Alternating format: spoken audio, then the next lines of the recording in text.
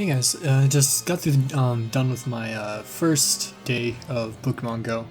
I got it earlier in the day, right before I went to work, and I ran around to a couple places and stopped at a couple Pokestops and captured just a couple Pokemon. But I just wanted to give you my first thoughts, kind of do a vlog on the first day. So, I mean, my first reaction in the game is it's not a Pokemon game. You're not going out and capturing Pokemon in the traditional style where you battle Pokemon, weaken them, then with your own Pokemon, and then throwing Pokeballs. The capturing mechanic is purely you find the Pokemon in the wild and you throw Pokeballs at it. This has an extremely high success rate for what I've experienced through on my first day. I don't have a ton of Pokemon, but I have a few. I only failed one capture the entire day. The throwing is a little bit strange. It doesn't quite work the way you would think it would. And some Pokemon are like deceptively far, and there's like a few Pokemon that fly like Zubat that can be really difficult to capture because he moves around so much. Next is the Pokepoints I would like to talk about. They're places that you go and you get your items. Level 1 through 4, you typically just get Pokeballs. I mean, I got a couple eggs towards the later portion, and I'll talk about eggs a little bit later and how they work. But mainly they're to get more Pokeballs, to keep your Pokeballs refreshed, because if you're not great at capturing, and it took me a little while to get the capturing down, and I wasted like several balls in my first couple of captures, because of the way the throwing works. It's you just walk up to these points, and once you get close enough, you activate them, and you spin the little icon, and you get your items. Next, I'm just going to talk about the encounter rate and how I feel it's a little bit low, because without the incense, the in-game mechanic is where you run around, obviously, and then you'll randomly encounter a Pokemon. Your phone will vibrate if you have that turned on in the options. But I just feel the encounter rate can be quite low sometimes, and I didn't feel like I was really stumbling across a lot of Pokemon unless I had the incense item turned on inside the game, which when you use the incense item, it works for 30 minutes and increases your encounter rate by quite a bit. And I didn't really feel like I was having a lot of fun until I turned that on, and then I was encountering a ton of Pokemon. Next, I would like to talk about the medal system. There's several things that you can get medals for in the game.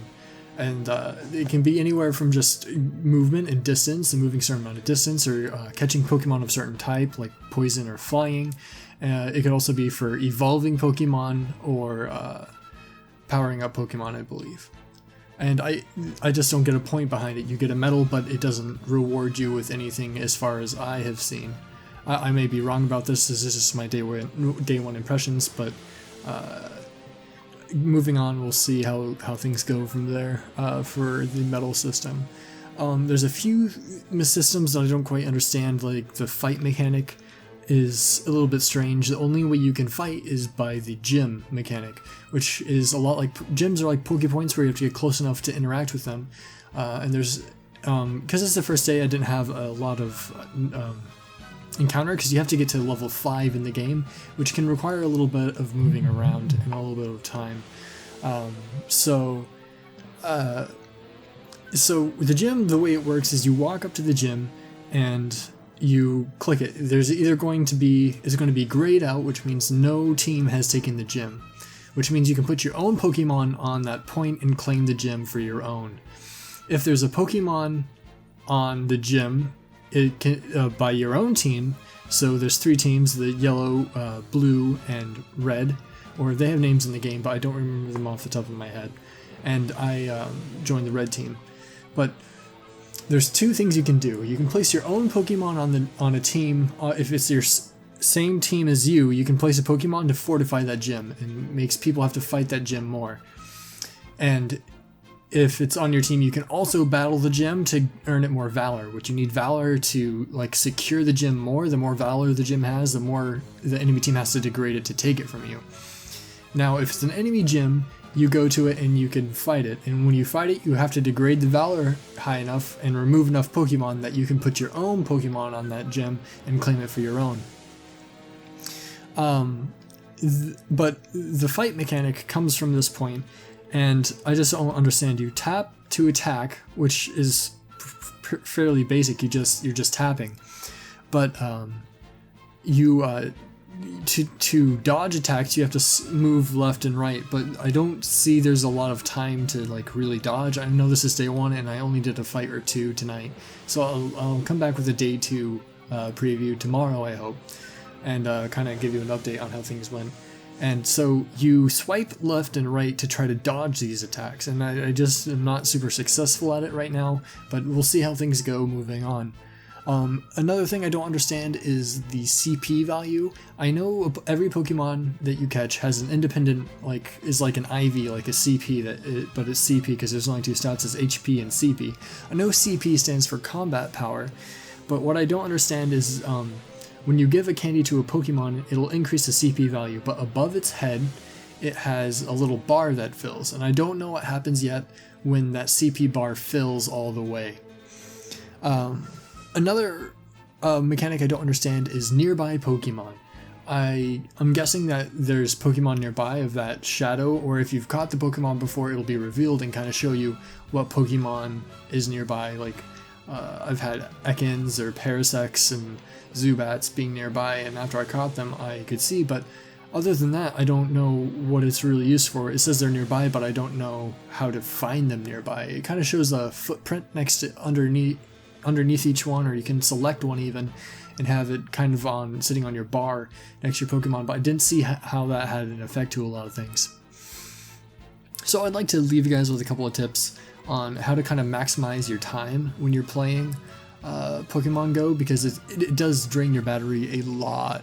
And so some people might not have the battery life to do it, some people might just not have the time, some people might not want to run around and go all over the place. So here's a few tips on how to kind of maximize your playtime. And I would suggest number 1 first is trying to find a location that has a lot of Pokestops near you, because Pokestops will give you experience in your items. And so if there's a lot of Pokestops nearby, you can get a lot of them really quickly. But the nice thing about it is Pokestops have a very fast refresh rate. I was actually surprised. It's only about 5 minutes or so that I could say that one point would refresh and you could use it again and get the same amount of experience and the same kind of items that you got the first time. Of course, it's random on the items, but it's really fast. So if you're around a lot of points and they're refreshing really fast, by the time you're walking around to these locations, I just walked in a circle tonight and hit 20 locations, because the downtown area where I live had a lot of points, and I was able to hit 10-15 points, and by the time I got done with the last point, I just walked in a circle down the other side of the street and started refreshing. All the points were refreshed, and I just walked in a circle for a little while tonight and hit a lot of Pokemon points, and so I got a lot of Pokeballs. And once I hit level 5, I got my revives and more potions and stuff, which are more important on the battle side of things.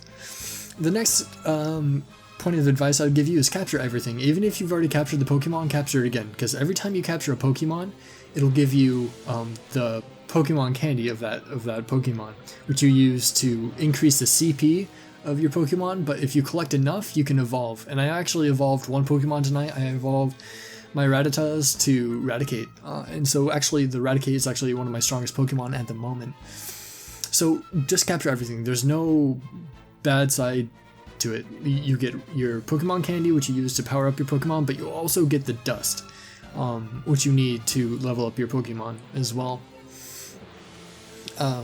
Get rid of your duplicates. So if you capture 2 Pokemon of the same type, you captured it, but you don't need it. It has a lower CP. There's no point to have more than one of each Pokemon, really.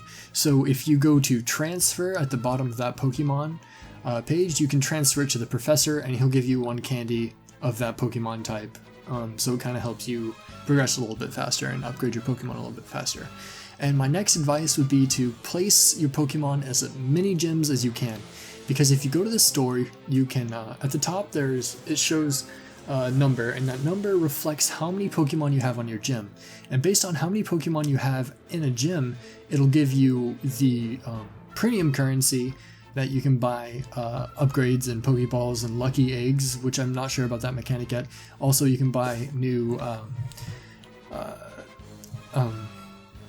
incubators, which you need incubators to hatch eggs, which I said I was going to get to.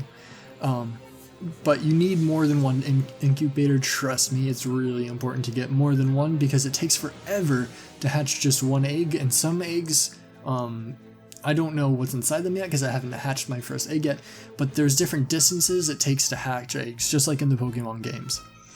And so I guess I'll talk a little bit about the hatching mechanic right now, is that you have to move a certain distance to hatch a Pokemon egg. Right now I've seen 3 distances of 2 kilometers, 5 kilometers, and 10 kilometers. I only have one 10 kilometer egg, I have a couple 5s, and I have several 2s. But you can only incubate one egg at a time with how many incubators you have. So the more incubators you have, the more Pokemon eggs you can incubate at one time. You might wonder why this is an issue, but it is an issue in the fact that if you have a limit to how many eggs you can carry. And just tonight, in about the hour and a half that I ran around outside hitting these Pokemon points, I got 8 out of the 9 eggs that I can possibly hold. And I wasn't able to hatch a single one because the first one I got was a 5 kilometer egg, and I've only managed to get 2 kilometers on my first egg. So I'm going to eventually run out of egg space. So you want to make sure to do that. Off the top of my head, this is all the things I can really say about the first night, but I'm going to try to do another video tomorrow, so I'll see you guys then.